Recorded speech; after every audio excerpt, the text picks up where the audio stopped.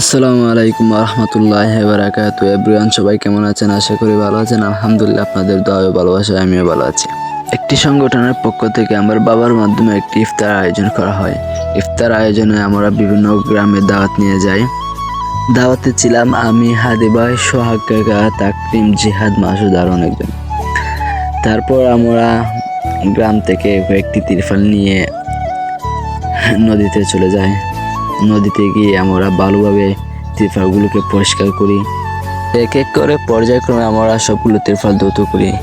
তিরপাল ধোয়ার মধ্যে ছিলাম আমি আর হাদি ভাই। গেছে বছর এরকম একটি ইফতার আয়োজন করা হয়েছিল।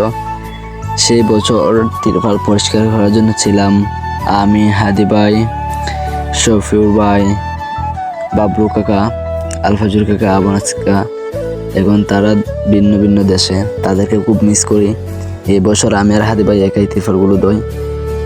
এই ইফতারে হাদি ভাইয়ের ভূমিকা অনেক। ইফতার যেন সুন্দরভাবে সম্পূর্ণ হয়, এই জন্য হাদি ভাই অনেক কষ্ট করেছেন, অনেক বড় ভূমিকা পালন করেছেন। ইফতারে কোনো ত্রুটি যেন না হয়, এই জন্য হাদি ভাই একাই অনেক কাজ করেছেন। তারপর আমি আর হাদি ভাই এক এক করে পর্যায়ক্রমে সবগুলো তিরপাল ধুয়ে ফেলি। ধোয়ার পর মাঠে গিয়ে শুকানোর জন্য লাড়ি। তিরপাল পরিষ্কার করার সময় আমি আর হাদি ভাই অনেক মজা করি।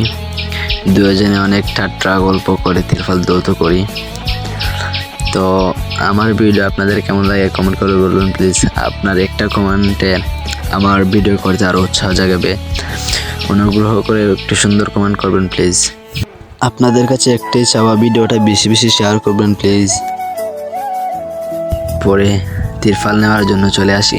তো এক এক করে ছোটো ভাইদেরকে নিয়ে সবগুলো তিরপাল গুছিয়ে ফেলি।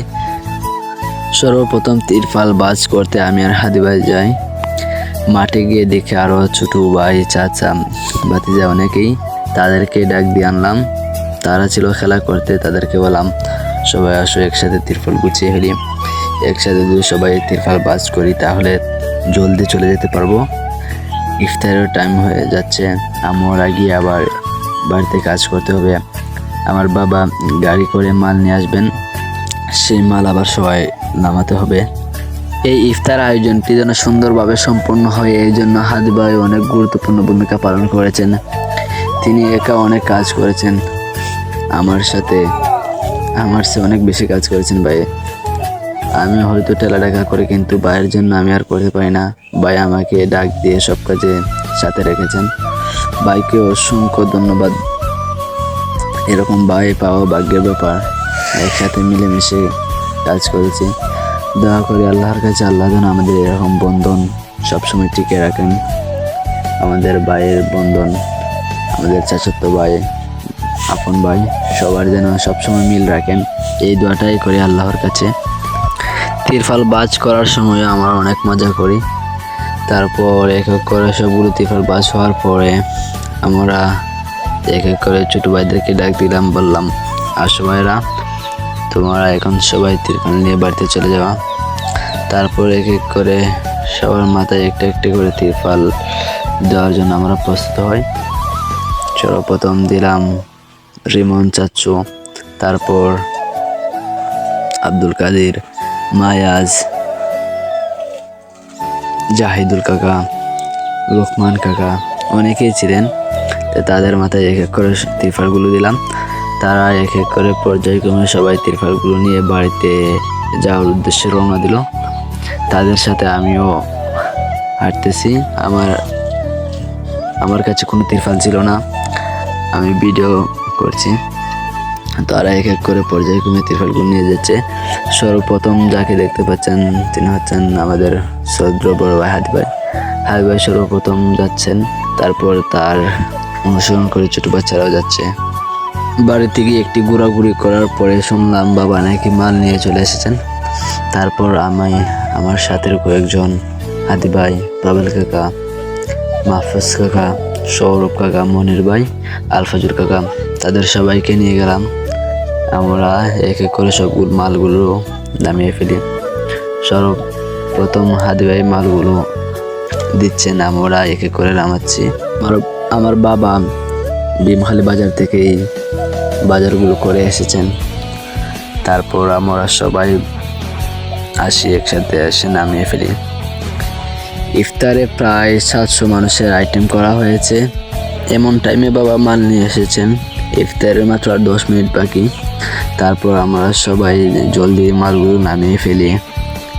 মালগুলো নামিয়ে আমরা ইফতারের পরে রাত্রে এই মালগুলোকে নিয়ে আসি, কারণ এমন টাইম যে 10 মিনিটের ভিতরে নিয়ে আসা সম্ভব না। তারপর সকাল ঘুম থেকে উঠে আমি আর হাদি ভাই, তাকরিম, মাসুদ মিলে ডেগ আনার জন্য রওনা হয়। তারপর 2টা ডেগ নিয়ে আসি। দেখতে পাচ্ছেন 2টা ডেগ আনাতে আছেন হাদি ভাই, মাসুদ, তাকরিম, আমি। ডেগ আনার পর হাদি ভাই রান্নার জন্য চুলা তৈরি করতেছেন। 2টা চুলা তৈরি করেন। হাদি ভাই সব কাজের মধ্যে ছিলেন। হাদি ভাই কোনো কাজে ছিলেন না বলে কথা নেই, সব কাজে তিনি করেছেন।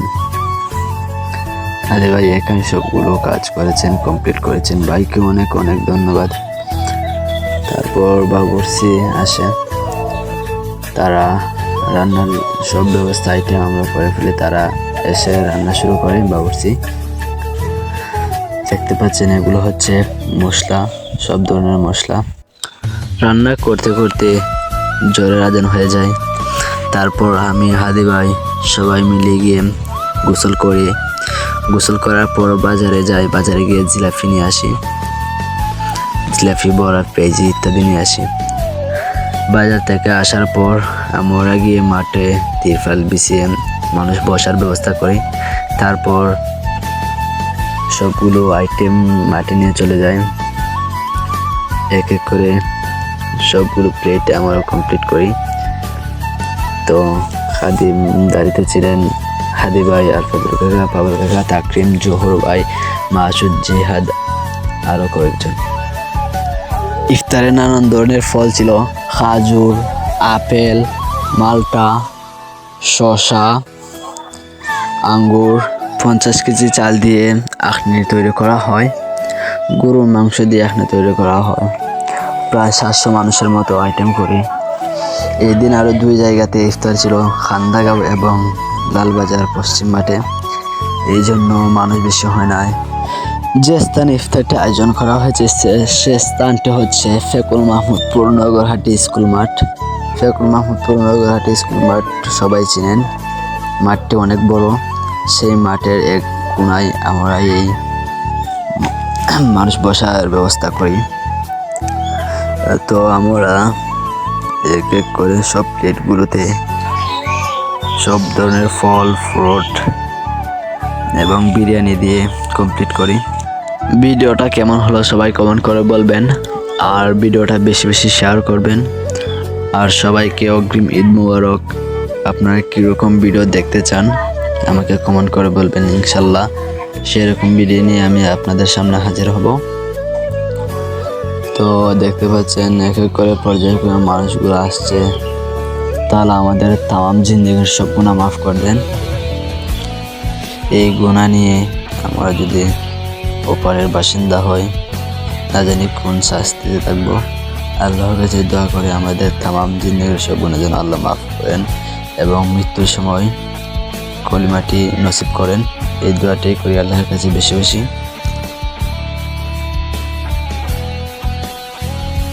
আর সবাইকে বলি, রমজান মাস, সবাই নামাজ, কালাম, কোরআন তেলাওয়াত বেশি করবেন।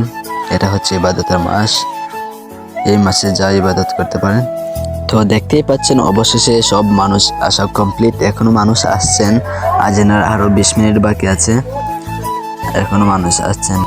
ইফতার শেষে মাঠেই নামাজের আয়োজন করা হয়। নামাজ পড়ান আমার বাবা। তারপর আমরা নামাজ বাড়িতে চলে আসি। আজকের ব্লগ ছিল এই পর্যন্তই। সবাই ভালো থাকবেন, সুস্থ থাকবেন। আল্লাহ হাফেজ।